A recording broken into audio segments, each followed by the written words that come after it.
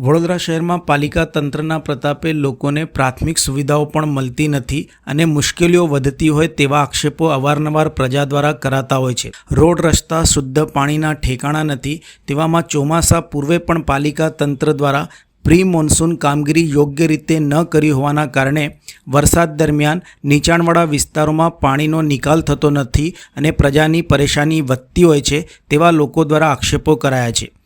વડોદરા શહેર અને જિલ્લામાં ગઈકાલે મોડી રાત્રે શરૂ થયેલા ધોધમાર વરસાદ બાદ ફરી એકવાર જનજીવનને અસર થઈ છે। આ ભારે વરસાદના કારણે શહેરના નીચાણવાળા વિસ્તારોમાં પાણી ભરાઈ ગયા હતા, જેના કારણે રસ્તા ઉપર પાણી ફરી વળ્યું હતું અને શહેરના રસ્તા ઉપર નદીની જેમ પાણી જોવા મળ્યા હતા। ખાસ કરીને ગણપતિ મંડળોમાં દર્શન માટે નીકળેલા ભક્તોને પણ ભારે મુશ્કેલીનો સામનો કરવો પડ્યો હતો। મોડી રાત્રે શરૂ થયેલા વરસાદને શહેરના અનેક વિસ્તારોને તરબર કરી દીધા હતા। વડોદરા શહેરના પાણીગેટ, માંડવી, લહેરીપુરા, દાંડિયા બજાર, અમદાવાદી પોર્ટ, રાવપુરા રોડ, આજવા રોડ સહિતના વિવિધ વિસ્તારોમાં પાણી ભરાયા હતા।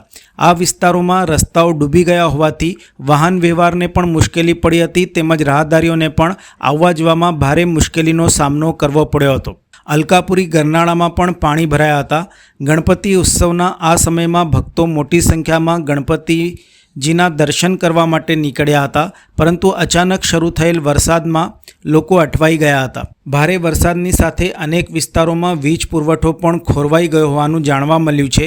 વીજળીની ખામીએ પણ નાગરિકોની મુશ્કેલીમાં વધારો કર્યો હતો।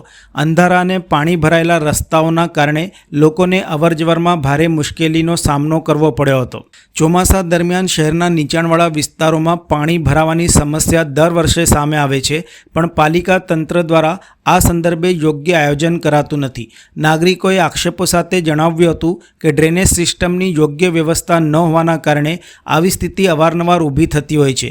વડોદરા મહાનગરપાલિકા તંત્ર દ્વારા વરસાદ પહેલાં ડ્રેનેજ સફાઈના દાવા કરવામાં આવે છે, પરંતુ ભારે વરસાદ દરમિયાન આ સમસ્યા ફરી ઊભી થાય છે, જેના કારણે નાગરિકોમાં તંત્ર સામે નારાજગી જોવા મળી હતી।